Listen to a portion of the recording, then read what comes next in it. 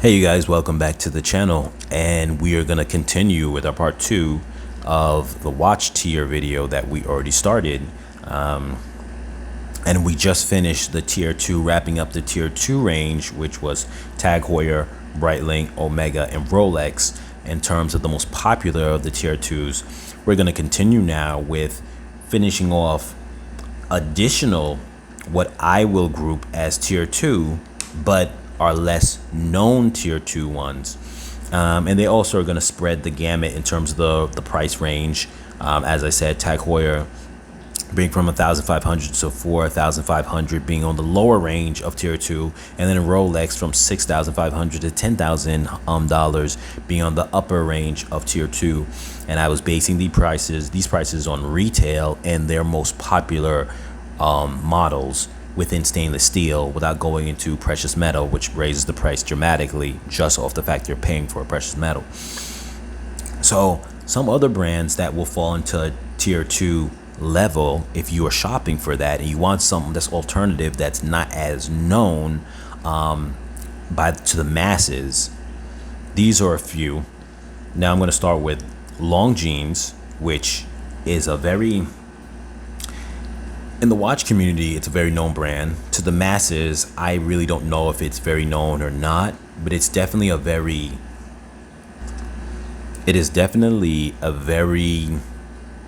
I want to say like a very heritage based brand. Like it has a very old school vibe that has been around for a long time, and that it really had made a name for itself back in the days, though it may not be as popular now with people in the modern times, but it definitely has this rich heritage aspect about it. So some people might like that. And like I said, the price range for, generally speaking, most of their popular models will go from about 2,500 to 4,000 in the retail, which is a nice alternative somewhere in the middle of the price range for the tier. And it's a nice alternative to say something like maybe Omega or Breitling, somewhere close to the same price range. But you know, if you want something that might be a little more under the radar, or maybe you like that style of how they do their watches. A couple of other brands, we have IWC, which is 5,000 to 8,500 range that I put them at. They are also probably equally as known as Longines, somewhere in that range, where they're not as popular as the ones I mentioned to you. The more base range of Tag 2, the more solid names everyone knows about: Tag Heuer, Breitling, Omega, Rolex.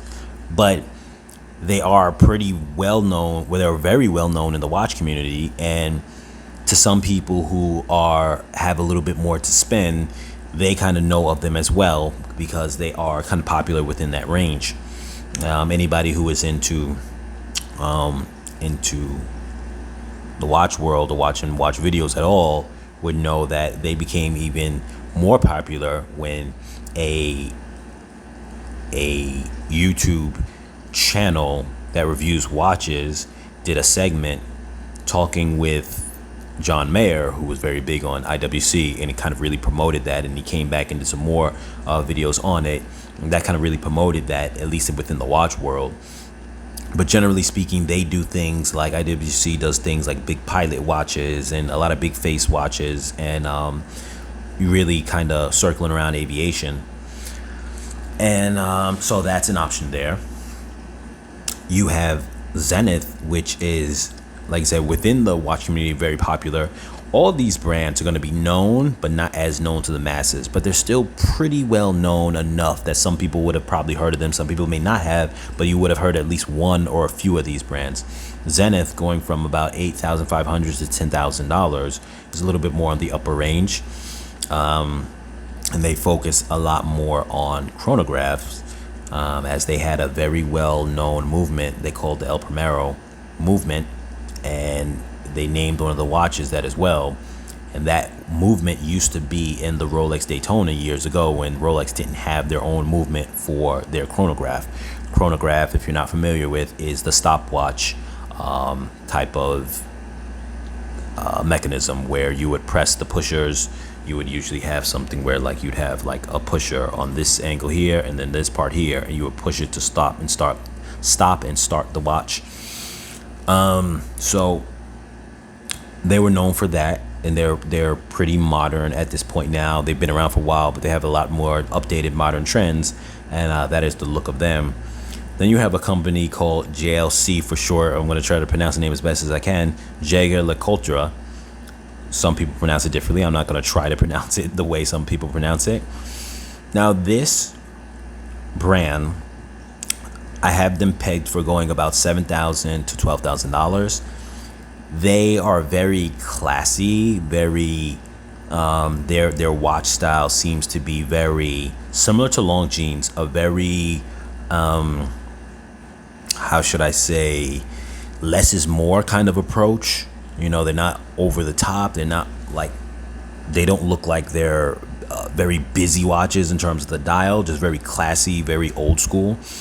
And you might also know them from having a moment in the Doctor Strange movie. I like to look at one of their watches and call it the Doctor Strange watch, because they had a perpetual calendar in the first Doctor Strange movie, and later movies too, it appeared again, and that was product advertisement for JLC. Their line is very comparable price-wise to, like, say, Rolex. Obviously, no one's going to be as known as them, but they're a great alternative if you wanted to go that route and you didn't want to go with a Rolex, but you wanted to go that route. They're a great brand for that. You know, no one's going to probably know as much what you have on your wrist, but they have very classic designs, very old school, clean designs, and they have clear case backs, similar to what I was pointing out with the Seiko in here with the tag, though this is lightly decorated for what's known as the ETA movement, or Salida movement, which, for lack of a better word, is just a common movement used, but, you know, kind of spiced up in terms of its decoration. JLC has very decorated, very eye-pleasing movements, which someone like Rolex will not really even have their movement, won't have their movements displayed at all. If you want to be able to look at your movement by taking your watch off your wrist and look at it from time to time, if you're into that, JLC is a better alternative than Rolex for that purpose, and provides you that with very nice looking movements. Then we go into Grand Seiko, which is like the luxury brand of Seiko, and they go from about $5,000 to $8,000 in terms of their popular models range. Obviously, they're a very popular brand as having the Seiko moniker, but the problem is they are not popular for being a luxury brand. For those who are into them, they have very nice style watches that are very sporty, though they have some that are very dressy too. That's a nice place to jump into if you wanted something that, you know, you really appreciate the way the watch looks, and it's not just about the brand cachet. Though all the ones that I'm mentioning to you right now are not really about the brand cachet, because, like I said, not a lot of people are going to know them in the masses. The watch community will. It depends on where you're coming from. If you're part of the watch community, you already know everything I'm saying anyway, even though this will cater to, if you're brand new into the watch community, to know that certain watches are more known than others, certain watch brands. But for those who are not into the watch community, you'll have an idea that some of these watch brands you might really like. You might like the way that they look, but you might not. You might want your watch to be known when it's on your wrist. Or maybe you already bought a very known watch and now you want an alternative just to have that's for you. You can kind of check out these brands. So Grand Seiko, 5,000 to 8,000 range, and they're very nice, very reliable, very unique in the way that they do their technology, as they have a lot of specialized movements, from high beat movement mechanical to spring drive, which is a hybrid of quartz and mechanical fused into one. And yeah, so that's definitely something worth checking out. Glashutte original, and some people say that with a heavy accent, I'm not going to try, has a price range of like $9,500 to $10,000 for their most popular and known known models that people actually go for them for. And I will say that they definitely are very beautiful watches. They definitely are like art. They have designs that are very thought out. Some of them are not symmetrical in terms of one part of the watch might look a little one-sided. Like you might have a large date on one side of the watch in an odd place, like maybe the 2 o'clock place, and then on the lower, maybe 8 o'clock range, there's a power reserve or something like that. So sometimes the watch looks all over the place on it, but it's done in a very artistic way that looks very nice.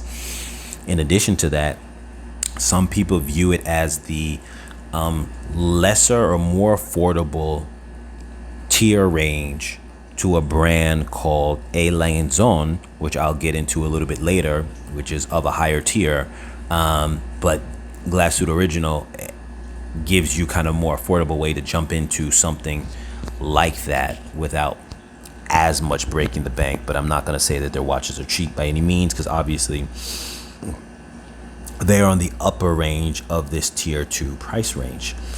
And last out of this category that I'm going to jump into, and the reason why I saved this one for last is because I actually think it is very well known, but it's not always very known as a watch company, and that is Cartier. They're obviously probably the most popular jewelry brand to exist. Some people would say Tiffany rivals them.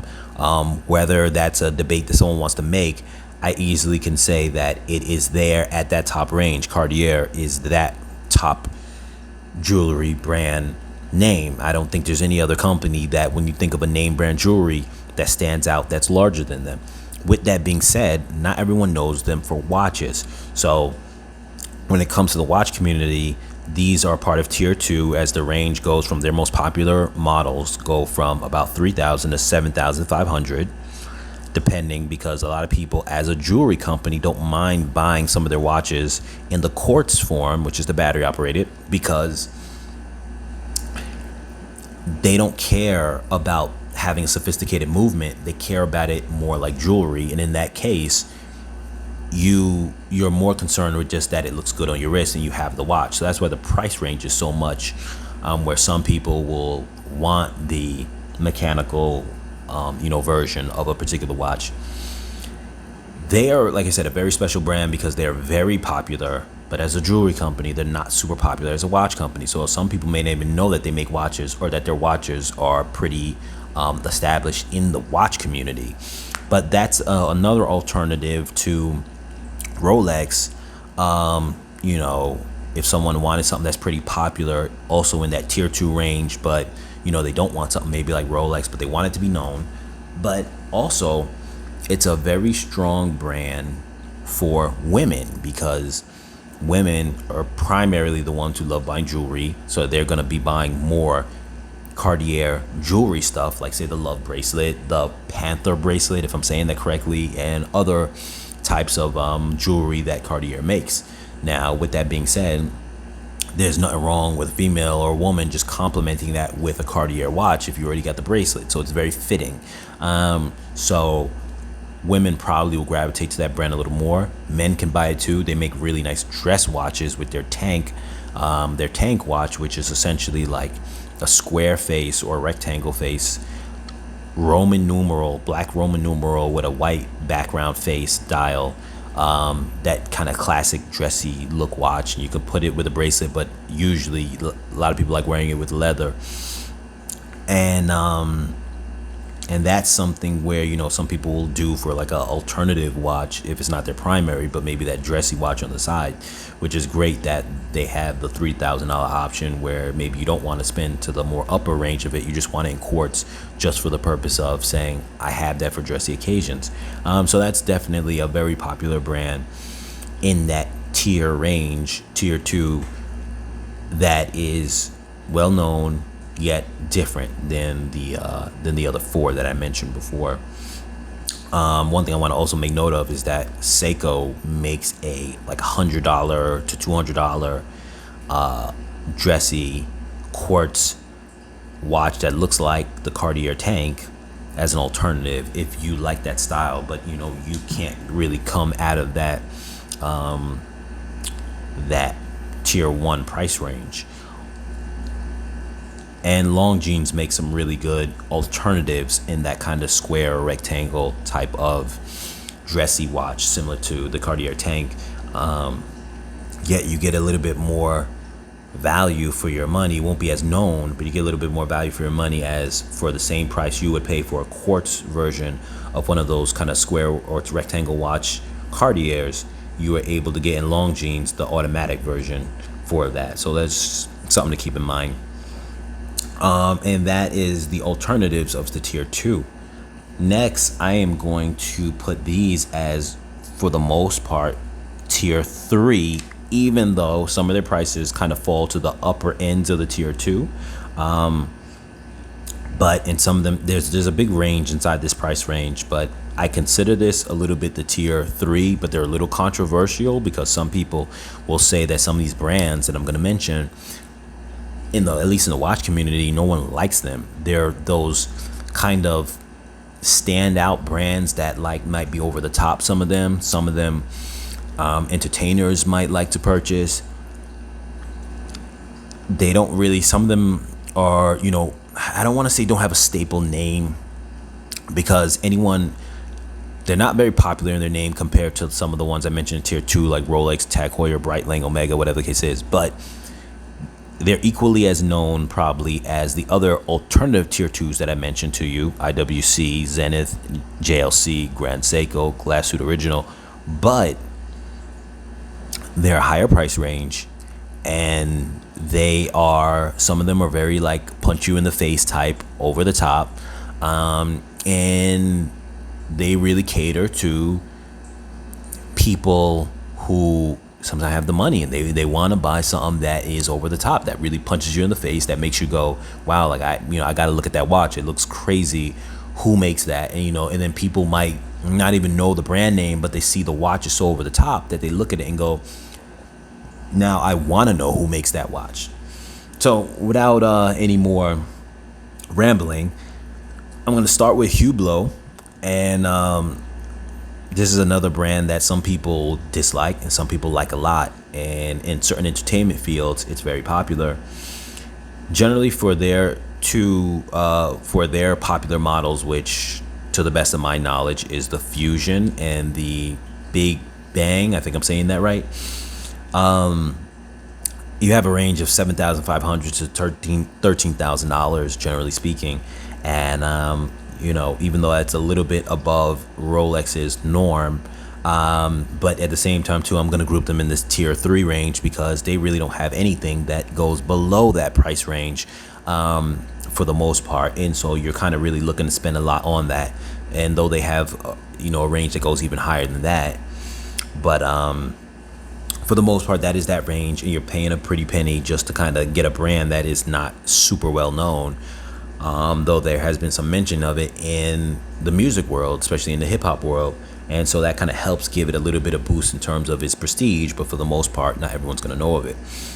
Then you have another brand like Piaget, which is, I put a range of $11,500 to $19,000 in terms of their models that I have known of, and that are, from going on the website and seeing the ones that I've heard of before from sight or name. And so it has a very broad range, but it's also one of those kind of artistic brands that not everyone's going to really know about. I feel they have a very fashion element to them, similar to Cartier, though they're not known as, like, say, a fashion brand. And I got to use that word lightly, because generally speaking in the watch world, fashion brand means, or fashion watch means something negative than in the way I'm using it as. But I'm using it in terms of a company that that also deals with making their watches look very, like, fancy and elegant. And in that aspect, it has a very fashion aspect to some of their designs. very reminiscent, not in terms of the style like Cartier, but in terms of that element of the style of the watch is more important than maybe the movement of the watch, or the ruggedness of the watch. It's more about how it looks like a jewelry piece. And like I said, it's not as known as some brands, but it definitely is very it has it is in my opinion a tier 3, and it has that element of it of being though it's not very well known, it has a very nice look to it, and those who are in that realm to afford that probably do know of it well, because you also got to keep in mind too, once you are in a financial bracket, you're not going to be looking at watches in tier 1 at all. You may look at a couple of watches in tier 2, I'm sure of that, especially Rolex, but then you might also start looking at other things like alternative tier 2s and tier 3s, because once you have a certain financial backing, you're going to probably start looking at things that other people are not readily able to afford that you can afford, and you might want to try.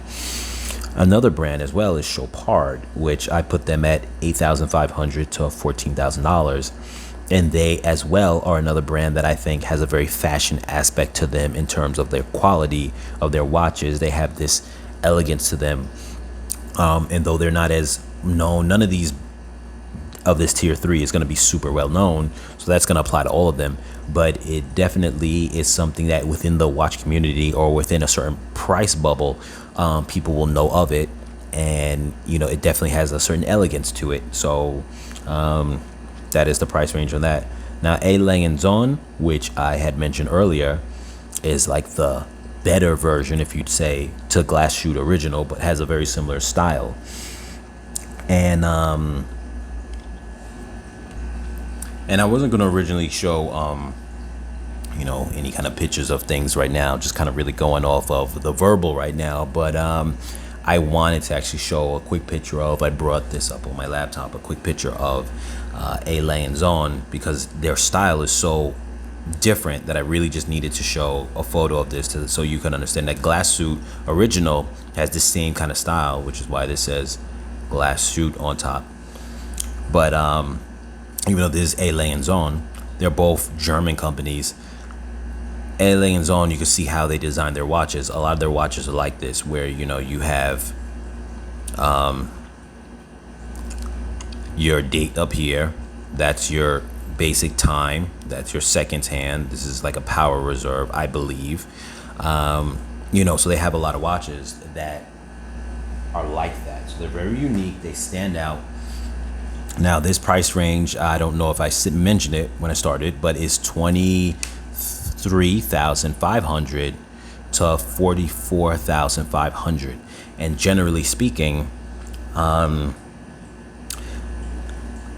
it's a wide range, but a lot of their ones, I base it off of the ones that are popular and well known, at least within the watch community, or the ones that people will go for, generally speaking. They're very unique, and the truth is, you could almost, to a degree, put them in the next tier up. To a degree, you really could, which would be the fourth tier that I'll go into. So they really could go either way. But in terms of popularity, they're not as high as the other brands that I'm going to mention afterwards. Low price range, they are somewhat at that range. So, I mean, you can kind of really put in either one. Things get a little muddy above tier 3 to some degree. But with that being said, they're a very nice watch. They have a very old school elegance, but they have their own style to them with the way that they're designed, so very unorthodox. But with that being said, like I said, not a lot of people are going to know them. So when you start paying that price range, you're paying for something that not a lot of people are going to know. You may easily well off just get a Rolex that is a day date, which is precious metal, take you into the $30,000 range, somewhere the mid $30,000 range. And if you get it with diamonds or whatever the case is, you easily go into that price range, the same price range, for something that is more well known. But keep in mind too, their movements are very decorated. They look very nice. So it's one of those things where if you're a very much watch person, you turn it around, you'd probably admire the watch on the backside of it just as much as you would the front. The next brand I'm going to get into, which has also had established some popularity from the hip hop entertainment world is Richard Mille. I went to their website because I don't know all that much about the brand other than hearing the name, and the name seems to be pretty popular. But they are like 90,000 plus, which is outrageous. They're and I don't mean to say that in a negative way, but they are definitely something that there's no kind of beat on it in terms of where it's supposed to lie, where it's supposed to fall. With that kind of price range, it would easily go into a tier 4, but it's not very popular. So when I originally kind of set this up, and I grouped it into this area, I was also grouping certain things a little bit by how well known they are as well too, when I first made this list based on the previous video I did, which is about their perception in the world. So in that case, this could easily be considered a tier 4 or whatever the case is, price range. But I definitely feel it's one of those watch brands that not everyone knows about, maybe except inside the entertainment field. And there's really not much I can speak on to the brand because I really don't know it that well, so I'm not going to really try to dive too deep into it.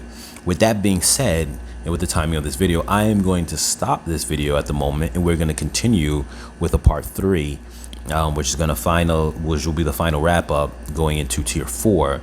But because I know I'm going to speak a little bit on that, I don't want this one to continue much any longer because it's already gotten pretty long. So with that being said, I'm going to end this and catch you guys in the next video.